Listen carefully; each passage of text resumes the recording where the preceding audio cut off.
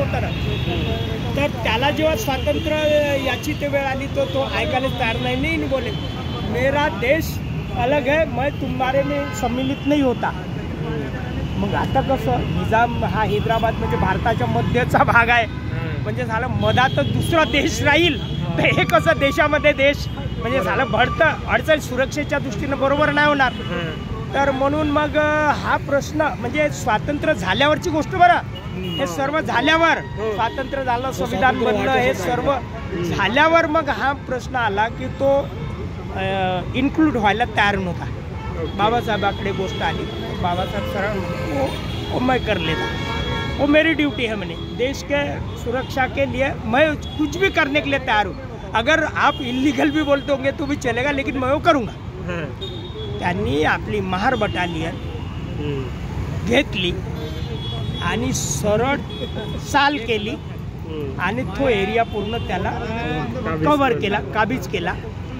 मग आता हा इंटरनॅशनल इश्यू झाला की भाई मिलिट्री ॲक्शन हो गई, मिलिट्री ॲक्शन हो गई। बाबासाहेब ॲक्च्युअली महार बटालियनला एक वर्चस्व मिळाला आणि ती लोकांच्या पुढे आली, आता आला लक्षात। तर तेव्हा बाबासाहेबांनी काय सांगितलं, चालाकी काय केली की हे जे आहे ना, तर मिलिट्री ॲक्शन नाही दाखवली, पोलीस ॲक्शन दाखवली। ओके, मिलिट्री ॲक्शन म्हणजे दुसऱ्या देशाची लढाई होते ना, तर काही तुम्ही देशात लड़ाई करून राहिले का नहीं भाई, तो पुलिस एक्शन करके बाबा साहब ने वो जो एंट्री किया वो पुलिस एक्शन बताया, इसलिए इंटरनेशनल कोर्ट में वो टिक नहीं पाए। जिन्होंने बोले कि भाई बाबा साहब ये इन लोगों ने हम पे मिलिट्री चलवाए, नहीं बोले ये क्या मिलिट्री का है, ये तो पुलिस एक्शन है। तो पुलिस एक्शन तो जहाँ कहीं भी अतिरेक होगा तो पुलिस एक्शन तो होंगी, तो पुलिस एक्शन के नाम से ये बाबा साहब की ओह थी।